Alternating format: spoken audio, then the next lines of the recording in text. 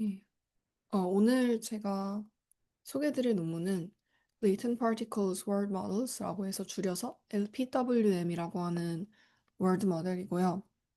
그 중에서도 Self-Supervised로 학습된 Object-Centric Representation을 활용한 논문입니다. 음,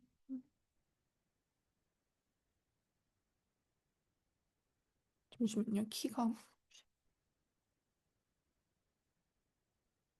네. 일단은 방법론을 소개해드리기에 앞서서 이 Object-Centric World Model이 왜 필요한가에 대해서 잠깐 짧게 얘기를 해보자면 일단 Object-Centric World Model이랑 그러니까 Object-Centric Representation이랑 World Model이랑 되게 합이 좋다라고 생각이 돼서 그 어느 때보다 요즘 Object-Centric 모델에 대한 연구가 활발하게 이루어지고 있는 것 같은데 이 월드 모델에 대한 정의는 뭔가 엄청 명료하진 않지만 그래도 대체로 어느 정도 어떤 이 장면을 보고 액션의 컨디셔닝을 했을 때 그 다음 상태가 어떻게 될 것인가를 예측을 할 수 있는 모델, 뭐 그게 generative 모델이든 뭐 predictive 모델이든 어쨌든 그런 부분에 대해서는 어느 정도 동의가 이루어지고 있는 것 같아요. 음, 그런데 사람이 그 같은 일을 수행하는 걸 생각을 해보면 사람은 어떤 씬을 파싱을 하거나 아니면 문장을 파싱을 할 때, 어, 패치 단위로 쪼개는 게 아닌, 지금 그림에서 볼 수 있듯이 패치 단위로 쪼개는 게 아닌, 이 시멘틱한 어떤 유닛을 가지고 쪼개게 되죠. 그리고 그걸 가장, 음, 큰 무리 없이 이뤄낼 수 있는 게 물체 단위로.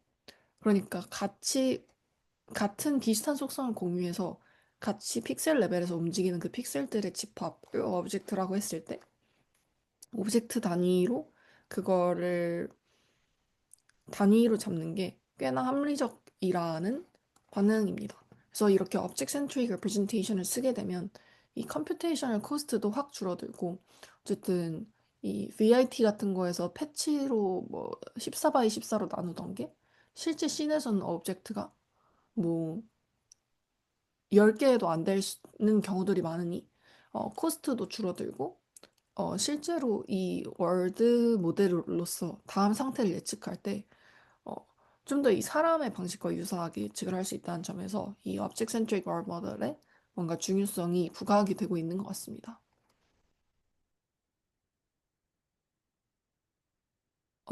LPWM이 그래서 무엇을 할 수 있느냐에 들어가기에 앞서서 뭘 할 수 있는지부터 좀 정리를 해보자면 라벨 없이 self-supervised로 end-to-end로 학습을 할 수 있는 Object Centric 모델이고요.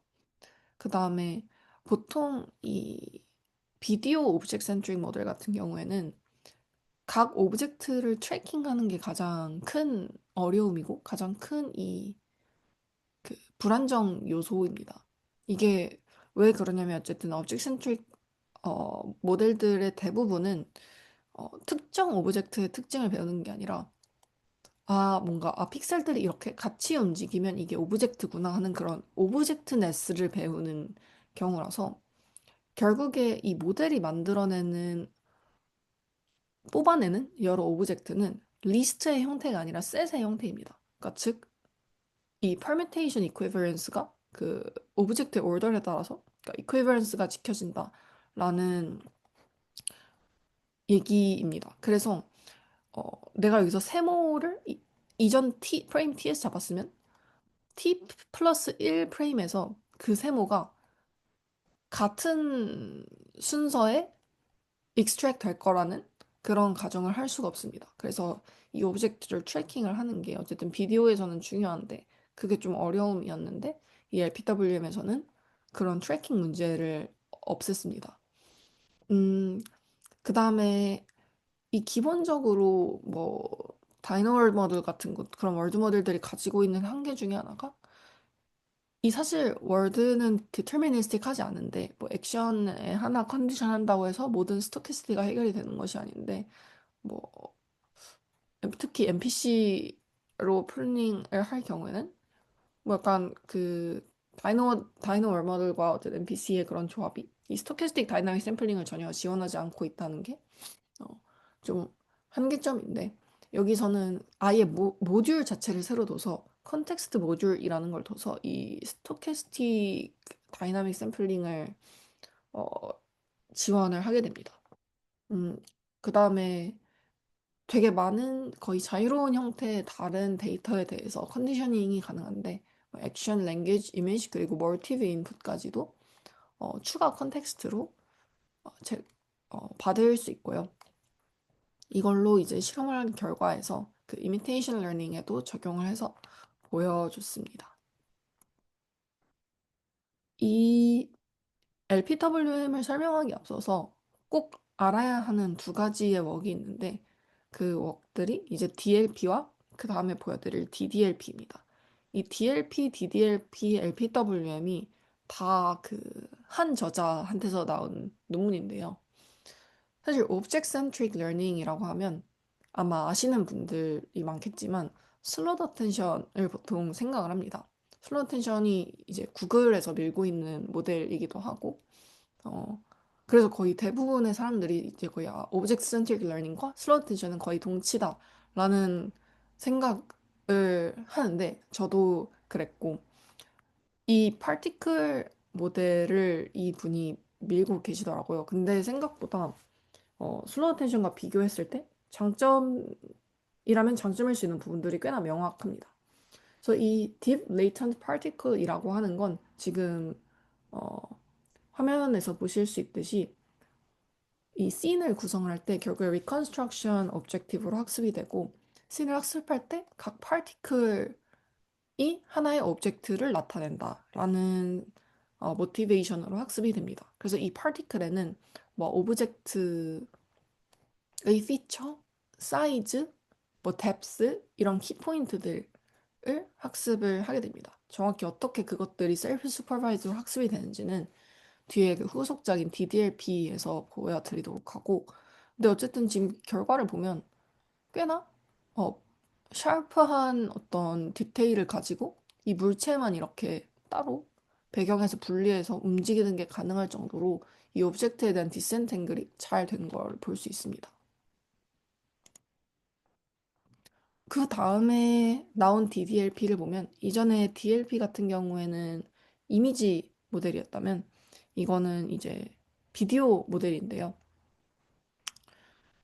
이게 결국에는 거의 비디오 슬로우 텐션과 같은 어떤 위치에 있는 어떤 모델이라고 보시면 되고 결국에는 슬로우 텐션은 그 픽셀의 그룹핑을 배운다면 이 레이턴 파티클 모델은 각 오브젝트의 키포인트들을 배웁니다. 이 오른쪽에 보실 수 있는 것처럼 어, 어떤 파티클에 대해서 이 키포인트를 직접 배우는데 뭐 포지션, 스케일, 뎁스, 트랜스퍼런시, 비주얼 피처 등을 이렇게 배우게 되는데요.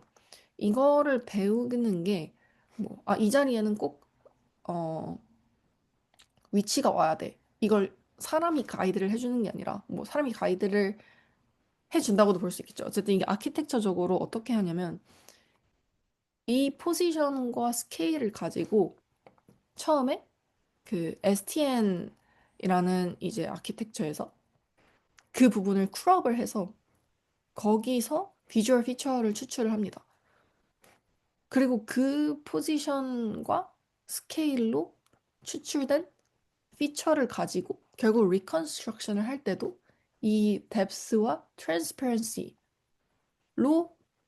인코딩 되기 원하는 부분에 있는 그 밸류들을 가져다가 이 가장 뎁스가 이제 깊이에 있는 백그라운드를 먼저 디코딩해서 놓고 오브젝트를 뎁스 순서에 맞춰서 디코딩을 해서 또 뽑은 스케일과 포지션에 따라서 위치를 시켜서 리컨스트럭션 로스를 줄여야 되기 때문에 이 자연스럽게 키포인트 밸류들을 학습을 하게 됩니다. 어, 즉 이게 좌표를 맞추지 않으면 학습이 안 되게 구조적으로 강제를 하게 되는 셈입니다. 조금 디테일하게 또 살펴보면 아까 제가 particle set 혹은 이제 object set은 보통 순서가 없다라고 했는데 이게 결국 permutation이 가능한데 음, 그래서 이 키포인트 후보들과 실제로 이제 뽑은 포스테리어 파티클 포지션을 KL을 이제 per 파티클로 주는데 이때도 set to set인 이 chamfer KL을 써서 구현이 됩니다. 그다음에 어쨌든 비디오를 다루는 모델이기 때문에 추가적으로 이 트랜지션 모델이 있는데 트랜지션 모델로 이 타임 t의 파티클들을 트랜지션 모델에 넣었을 때 t 플러스 1의 시점에 파티클이 나와야 된다. 이런 이 동적인 그런 다이나믹스를 배우는 모듈이 있습니다. 그래서 같은 파티클이 시간에 따라 부드럽게 이동을 해야 한다라는 그런 목적이 걸리고 그래서 이제 플래닝과 롤아웃이 가능해지는 형태까지 왔습니다. 어, 여기서 잠깐 이 슬롯 모델과 파티클 모델의 장단점을 좀 비교를 해보자면 이 쉽게 말하면 슬로우 어텐션은 굉장히 모든 걸 임플리시트하게 배웁니다. 뭐 이 내가 어디에 있는지 자기 자신의 로케이션도 어쨌든 이 포지셔널 인코딩으로부터 정보가 나오는 거고 막 엄청 익스플리시트 하진 않고 사이즈 뭐 뎁스 이런 것들이 모두 다 임플리시트하게 그냥 피처 안에 있겠지라고 가정을 하는 편이고요. 근데 그럼에도 불구하고 좀 비교적 그 아키텍처가 좀 간단합니다. 음, 그리고 그 하이 프리퀀시 디테일 예를 들어서 뭐 자동차가 숲에 있다고 할 때 그 백그라운드에 있는 숲을 뭐 나뭇잎을 하나하나 다 잡아야 될지 아니면 나무 단위로 잡아야 될지 아니면 그냥 백그라운드를 전체로 퉁쳐버릴지 약간 이런 것들에 대해서 object centric 모델이 직접 결정을 하기 어려운 부분이 있는데 그래도 어느 정도 이 슬로우 텐션 같은 경우에는 뭐 백그라운드를 그냥 전체 슬롯으로 퉁쳐버린다거나 그런 부분에서 막 슬롯이 막 왔다 갔다 왔다 막 지터링이 있지 않고 좀 안정적으로 잡히는 편이라면 이 딥 레이턴트 파티클 모델 같은 경우에는 굉장히 구체적으로 이 물체에 대한 정보를 가져다 주죠. 키포인트를 배우기 때문에. 근데 앞에서 봤듯이 약간 막 STN으로 크롭을 해야 되고 물체를 그다음에 이 막 프로포즈 하는 키포인트 프로포즈 하는 네트워크도 있고 뭔가 약간 이런 좀 슬로우 텐션과 다른 약간 부 뭔가 부가적인 그런 모듈들이 좀 필요하고요. 어, 그리고 하이 프리퀀시 디테일에 그렇게 잘 하지는 않는다고 합니다. 네. 근데 사실 어쨌든 이런 크게 두 개의 축의 오브젝트 센트릭 모델이 있는 것 같은데 음, 이 object centric world 모델이 요즘 되게 많이 나온다고 했잖아요. 근데 거기에 비해서 이 실제로 object centric 그 모델들에는 한계가 너무나도 많습니다. 특히 비디오의 경우에는 어 사실 내추럴 비디오 같은 경우에는 프레임 중간에 새로운 물체가 등장할 수도 있고 이 카메라가 무빙을 하면서 있던 물체가 없어질 수도 있는데 이 슬로우 텐션과 그 레이턴 파티클 모델 둘 다 그런 점들을 잘 처리를 하지 못하고요. 어쨌든 이 사람이 프리디파인 해준 슬롯 혹은 파티클의 개수가 고정이 되어야 합니다. 뭐 이게 말로는 남은 슬롯이나 파티클이 있으면 그냥 백그라운드에 이렇게 바인딩을 하게 된다. 라고 하지만 그것은 굉장히 체리 피킹된 결과 같고요. 실제로는 굉장히 불안정성에 크게 기여를 하는 요소가 됩니다. 이런 물체의 탄생과 이 없어짐이 그렇고요. 그다음에 리얼 월드 이미지랑 비디오에서는 사실 그렇게 잘 작동을 하지 않습니다. 제가 생각하기에 그 이유는 이 오브젝트라는 개념이 오브젝트 센트릭이라고 부르지만 사실 오브젝트라는 개념이 있는 게 아니라 모델 입장에서도 이 서로 같이 이제 셀프 어텐션을 했을 때 어텐션을 많이 받는 픽셀들의 그룹이라고 정의를 해버리니 어, 어떤 그래뉴얼리티로 뭐 오브젝트를 정의를 해야 되고 이런 것들이 전혀 슈퍼바이즈가 되지 않은 상태에서 어, 엄청 컴플렉스 씬이 들어오면 잘 안 됩니다. 좀 이게 노이즈의 요소로 생각이 되고요. 그렇기 때문에 이걸 비디오에서 실제로 사용을 하게 되면 이전 타임스텝에서는 세 번째 슬롯에 있던 게 다음, 다음 타임스텝에서는 막 갑자기 슬롯 두 개로 나뉘어서 바인딩이 되고 약간 이런 문제들이 생겨서 좀 사용을 하기 어렵다라는 아직 한계점이 있습니다. 그래서 이제 이 Latent Particle Worm을 보면 이거는 완전히 DDLP, 아까 보여드린 DDLP에 기반해서 만들어진 모델이고요. 여기서는 그냥 뭐가 있는지만 좀 살펴보면 결국에는 이제 VA식으로 Reconstruction Objective를 갖고 있기 때문에 보여드렸던 것처럼 인코더와 디코더를 갖고 있고 아까 다이나믹스 모델까지도 봤었습니다. 이 다이나믹스 모델은 이제 타임 t에서 t 플러스 1으로 예측을 하게 하는 그런 모듈이었고 근데 아까 보지 못한 모듈이 하나가 더 있습니다. 그게 이제 컨텍스트 모듈인데요. 이 컨텍스트 모듈은 뒤에서 보도록 하겠습니다. 일단 아까 그 LPWM에서 좀 여기서 제공하는 노벨티 중에 하나가 이 오브젝트에 대한 트래킹을 안 해도 되게 만들었다라고 하는데 그럼으로써 얻을 수 있는 이점 중에 하나는 어, 비디오에서 이제 파티클들을 뽑아낼 때 원래는 보통 대부분의 모델들이 이 T-1 시점의 어, 파티클들과 현재 프레임을 같이 넣어서 현재의 파티클을 뽑아내는데 이 LPWM 같은 경우에는 이전 타임 스텝의 어, 파티클을 주지 않습니다. 여기에 컨디셔닝을 하지 않고도 충분히 좋은 성능의 파티클을 뽑아낼 수 있다고 해서 어, 이전 프레임 파티클에 컨디션을 하지 않다 보니까 그냥 동시에 모든 프레임을 인코딩을 할 수가 있고요. 똑같이 DDLP처럼 다이나믹 모듈은 이렇게 T-1에 컨디션을 해서 T 타임에 이제 파티클 레프레젠테이션을 뽑아내는 게 목적이고 그래서 이제 로스 같은 경우에는 reconstruction loss랑 per particle KL 아까 그 chamfer KL로 이제 set to set KL을 한다고 했는데 뭐 이제 그렇게 KL이 들어가게 됩니다. 음, 그래서 왜 이 트래킹을 안 해도 되냐면 이유는 꽤나 간단한데 결국에는 이 매번 인코딩 되는 M개의 파티클에 대해서 이 패치 그 파티클들이 어느 패치에서 왔는지 그 오리진들이 그냥 아예 그 레프레젠테이션의 일부에 넣어줬다고 해요. 그래서 이 바로 패치 어디에서 왔는지 로케이션을 추적을 할 수 있기 때문에 트래킹을 할 필요가 없습니다.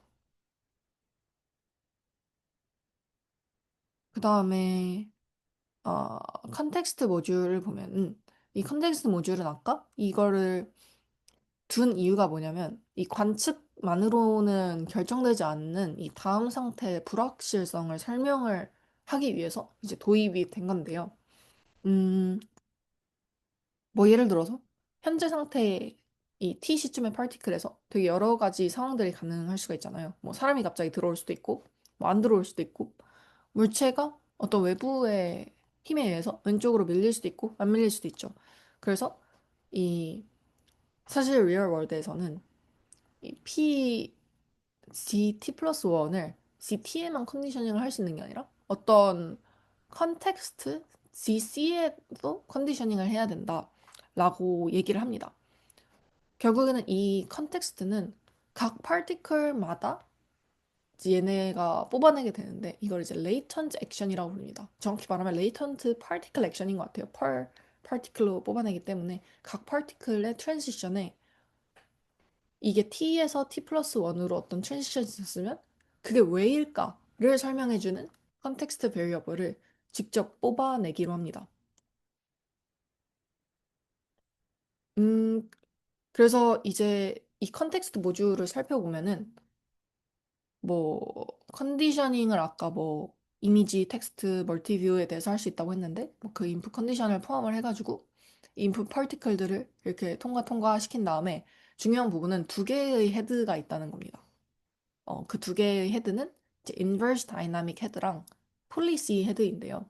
이 인버스 다이나믹 헤드 같은 경우에는 트레이닝 때 가능한 형태입니다. 이 훈련 중에는 T 시점에 어딨지? T 시점의 레이턴트 파티클과 T 플러스 1 시점의 레이턴트 파티클을 둘 다 관찰을 할 수 있기 때문에 아까 제가 말씀드렸듯이 T에서 T 플러스 1 시점으로 레이턴트 파티클이 이렇게 트랜짓을 했을 때 거기에 숨어있던 레이턴트 파티클 액션은 뭐였을까를 이제 뽑아내는 그런 모듈입니다. 음, 그게 이제 인버스 헤드이고요. 그러면 이제 레이턴트 폴리시 헤드, 이 폴리시 헤드는 왜 필요하냐면 여기 써 있듯이 테스트 타임에는 이 t 플러스 1 시점에 대한 정보가 없기 때문에 이 프라이어에서 샘플을 합니다. 결국에는 이 t만 보고 컨텍스트를 이제 샘플링을 하는데 그러면 어쨌든 테스트 시점에서 이게 너무 포스테리어랑 프라이어랑 멀어지지 않기 위해서 이 KL 텀을 줘서 이 포스테리어가 프라이어에서 너무 멀어지지 않도록 정규화를 해주게 됩니다. 그래서 이 컨텍스트가 뭘 담게 되냐면, 뭐 액션이 없는 데이터라면 보통 뭐 관측되지 않은 외부 힘, 충격, 어떤 뭐 컨파운딩 이펙트가 될 수도 있고, 뭔가 앰비규이티를 좀 없애주는 어떤 시드가 될 수도 있겠고, 음, 뭐 어피어런스나 아니면 오클루전 때문에 생기는 레이턴트의 uncertainty가 될 수도 있겠고 뭔가 그런 트랜지션에 영향을 줄 수 있는 다양한 요소들이 여기에 생성이 될 여기에 이제 인코딩이 될 거다라고 얘기를 합니다. 어, 그래서 이제 실험 결과들을 좀 보여드릴 건데요. 여러 가지 실험들을 했는데, 뭐, 그냥 언컨디셔널 아무것도 컨디셔닝을 하지 않은 뭐 비디오 프리딕션, 액션 컨디션, 비디오 프리딕션, 랭귀지 컨디션, 그 다음에 뭐 이미지 컨디션, 멀티뷰 트레이닝 했을 때 이제 이미테이션 러닝을 한 결과까지도 보여주고요.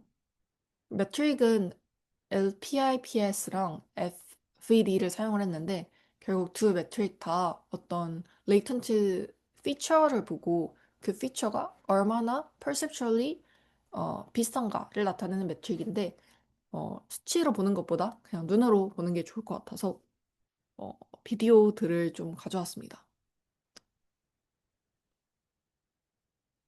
음, 이거 같은 경우에는 이제 Language Conditioned Video Prediction인데요. 이 큐브를 그 diagonal to the red circle 하게 옮겨라 라고 했을 때 ground truth 그 movement가 이렇다면 이제 키포인트 proposal은 두 번째 컬럼 같이 되고 거기서 이제 학습을 한 것들을 봤을 때 bounding box, segmentation, 그다음에 이 background 말고 이 foreground object들을 학습한 뒤에 이제 visualize를 하면 이렇게 깔끔하게 분리가 된 모습을 볼 수 있고 background도 잘 디센탱글이 된 걸 볼 수 있습니다. 그다음에 여기 이제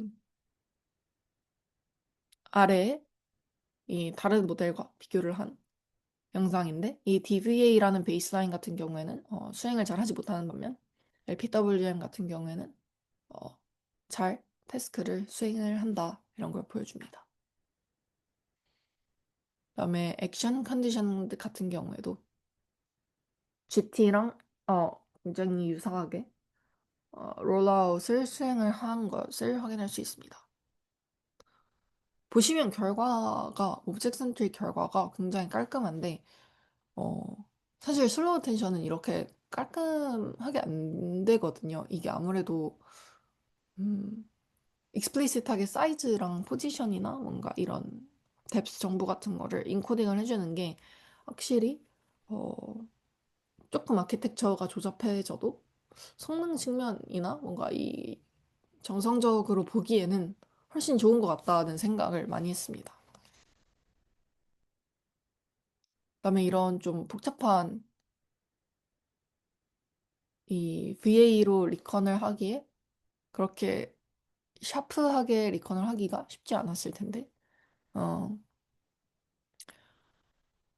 이 슬롯 모델이랑 특히 파티클 월드 모델을 비교를 해보면 이 아래 슬롯 모델 같은 경우는 엄청 블러리하죠. 이 마리오의 형태도 좀 불분명하고 그 위에서 동전은 나오지도 않고 버섯도 엄청 흐릿하고 이게 보통 슬롯 모델들이 이러한데 LPWM 같은 경우에는 굉장히 하이 프리퀀시 디테일까지 잘 잡아내는 걸 볼 수 있습니다. 그다음에 이 이미지 골 컨디션드 폴리시 러닝 이게 이제 마지막 이제 실험인데요. 이거는 뭘 한 거냐면 그 아까 컨텍스트 모듈이 레이턴트 액션을 뽑아낸다고 했잖아요. 예를 들어서 뭐 이 지금 비디오에서 물체, 그러니까 파티클이 뭐 로봇 암, 그다음에 여기 옆에 놓여 있는 뭐 이상한 컴퓨터 같이 생긴 거, 그다음에 서랍이라고 했을 때 이제 각각의 트랜지션에 이제 영향을 주는 컨텍스트 베리어블들을 뽑아내는데 그 컨텍스트 베리어블들을 모아서 액션으로 매핑을 그라운드 트루th 액션에 이제 어세스가 가능하다고 할 때 액션으로 매핑을 하는 그, 그 작은 모델을 하나 학습을 시킵니다. 그 다음에 거기서 나온 액션으로 실제 로봇을 익스큐트를 해보는 거예요. 그러니까 이렇게 했을 때 지금 그냥 모델이 이제 이미진을 하는 게 첫 컬럼이고 레이턴트 액션을 실제 액션으로 매핑을 해서 그걸 실행한 게 이제 두 번째 컬럼이라고 보시면 되는데 이 실험이 잘 됨으로써 증명을 할 수 있는 건 이 레이턴트 자기네들이 제안한 컨텍스트 모듈의 레이턴트 액션이 실제 액션을 잘 설명을 할 수 있는 베리어블들이다 라고 이제 얘기를 합니다.